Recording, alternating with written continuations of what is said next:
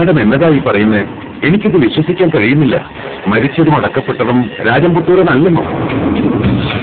അതെ ഫാദർ, ഇത് വെറുമൊരു ഊഹമല്ല. ഫോറൻസിക് ടെസ്റ്റിൽ കണ്ടെത്തിയ ഞെട്ടിക്കുന്ന യാഥാർത്ഥ്യമാണ്. മുഖമോർത്ത് വയ്ക്കാനുള്ള പരിചയം ഞാനും അയാളും തമ്മിലില്ല. പക്ഷേ ഡെഡ് ബോഡി ഏറ്റുവാങ്ങി അടക്കിയത് അയാളുടെ വീട്ടുകാർ തന്നെയല്ലേ?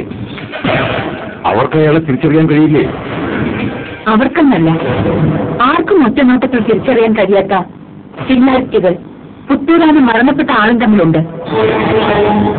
ഞാൻ ഈ പുത്തൂരാനെ നേരിൽ കാണുകയും മറ്റൊരു കേസുമായി ബന്ധപ്പെട്ട് ചോദ്യം ചെയ്യുകയും ഉണ്ടായിട്ടുണ്ട്.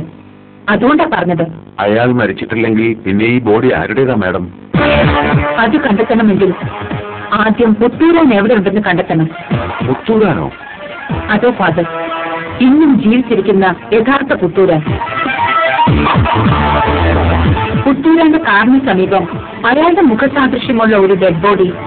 ഏതായാലും അയാൾ അറിയാതെ വരില്ലല്ലോ. അയാൾ അറിയാതെയാണ് ഇങ്ങനൊരു സംഭവം നടന്നതെങ്കിൽ ഇതിനകം അയാൾ വെളിച്ചെത്തേണ്ടതല്ലേ? അയാൾ എവിടെ? പഴയ സുകുമാരക്കുറിപ്പ് കേസ് ഫാദറിന് ഓർമ്മയില്ലേ? ഭീമമായ ഇൻഷുറൻസ് തുക തട്ടിയെടുക്കാൻ താൻ മരിച്ചുവെന്ന് വരുത്തി തീർത്ത് തന്റെ സാദൃശ്യമുള്ള ചാക്കോ എന്ന ആളെ കാറിലിട്ട് ചുട്ടുകരിച്ചു കൊന്ന പിടികിട്ടാപ്പുള്ളി സുകുമാരക്കുറിപ്പ് അല്ല? അങ്ങനെയും ഈ കേസിനെ വ്യാഖ്യാനിച്ചൂടെ? താൻ മരിച്ചുവെന്ന് ലോകത്തെ വിശ്വസിപ്പിക്കാൻ രാജൻ പുത്തൂരാൻ ആഗ്രഹിച്ചതിന് പിന്നിലുള്ള ഇന്റൻഷനും മോട്ടീവുമാ ഫാദർ ഇനി അറിയേണ്ടത്. അതിന് ഫാദറിന്റെ സഹായം ഞങ്ങൾക്ക് ആവശ്യമുണ്ട്. പറഞ്ഞാൽ മതി, എന്താ വേണ്ടതെന്ന്. തൽക്കാലം ഈ അറിവ് രഹസ്യമായി തന്നെ സൂക്ഷിക്കണം.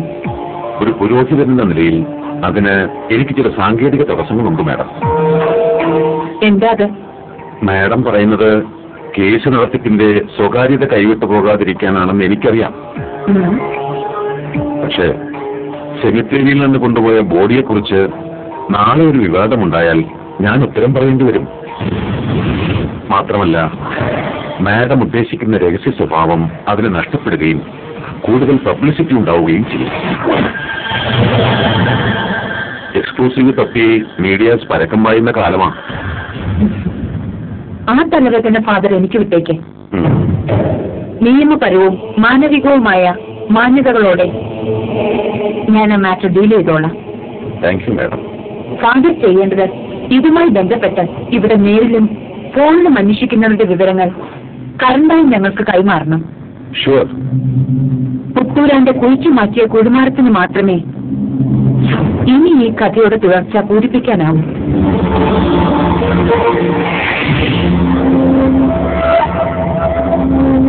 അപ്പോ ഞാൻ ഊഹിച്ചത് ശരിയായിരുന്നു. പക്ഷേ എന്റെ ഊഹങ്ങളെയും കറുത്തു കെട്ടിയിരിക്കുന്നു കാര്യങ്ങൾ, കഥകൾ. അവിശ്വസനീയം, അത്ഭുതം, അതീന്ദ്രിയം. അങ്ങനെ ഭൂമിയിലുള്ള ഒരു വാക്കുകളും അതിനോട് ചേർത്ത് വെക്കാനാവില്ല.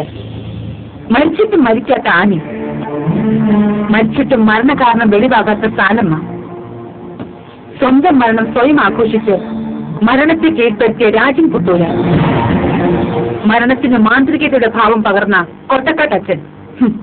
എടുക്കുമ്പോൾ 1, തൊടുക്കുമ്പോൾ 100, ലക്ഷ്യത്തിൽ 1000.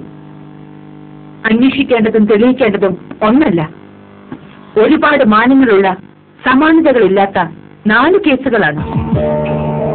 കാലത്ത് DGP മാത്യു സാർ വിളിച്ചിരുന്നു നമുക്ക് മുന്നിലുള്ള സമയപരിധി ഓർമ്മപ്പെടുത്താൻ. വെറും 30 ദിവസങ്ങൾ. അതിനുള്ളിൽ ഫയലുകൾ ക്ലോസ് ചെയ്ത് സമർപ്പിക്കണമെന്ന്. ഇന്ദ്രപുരിയിൽ നിന്നെത്തിയ വീരനായിക വെറും കൈയോടെ മടങ്ങി എന്ന പത്രക്കാരുടെ 4 കോളം വാർത്തയോ ന്യൂസ് നൈറ്റിന്റെ ചാനൽ പരിഹാസമോ അല്ല ഞാൻ ഭയക്കുന്നത്. എന്റെ മനസ്സിനെ എനിക്ക് തൃപ്തിപ്പെടുത്തണ്ടേ? അന്വേഷിച്ചു വന്നപ്പോ ഒരു വല്ലാത്ത ആകാംക്ഷ. ബ്രോൺസ്റ്റയും ഷെർലക് ഹോംസിനെയും വായിക്കുന്നത് പോലെ ഒരു ഭീതി കലർന്ന കൗതുകം. വായിച്ചു പഴകിയ പുസ്തകങ്ങളിൽ പോലും കാണാത്ത ഈ കഥയുടെ ക്ലൈമാക്സ് അറിയാൻ അടക്കി വെക്കാനാവാത്ത ആവേശം. എനിക്ക് മാത്രമല്ല, നിങ്ങൾക്കും ഉണ്ടാവണം ഈ ആവേശം. അറിയണ്ടേ ഫിറോസ്, പുത്തൂരാന്റെ ശവക്കുടിയിൽ നിന്ന് കിട്ടിയ അവശിഷ്ടങ്ങളുടെ ഉടമയായ ആ ഹതഭാഗ്യവാൻ ആരെന്ന്? Sure madam.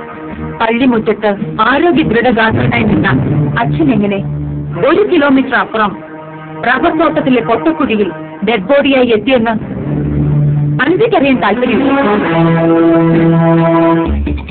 എന്തു പറയുന്നു കിഷോർ? പറഞ്ഞാലും പറഞ്ഞാലും തീരാത്ത ഈ കഥ നമുക്ക് പറഞ്ഞ് അവസാനിപ്പിക്കണ്ടേ?